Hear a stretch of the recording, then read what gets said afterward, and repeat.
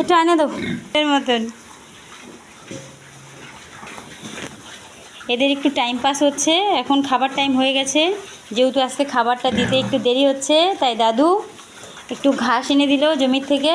বেশ ছাগলের মতো করে সুন্দর ঘাস খাচ্ছে। ঘাসটা কিন্তু এদের মেন খাদ্য না, জাস্ট একটু মানে ওদের রুচি থাকার জন্য, একটু ইউনিক ভালো একটু কিছু ট্রাই করার জন্য দেওয়া।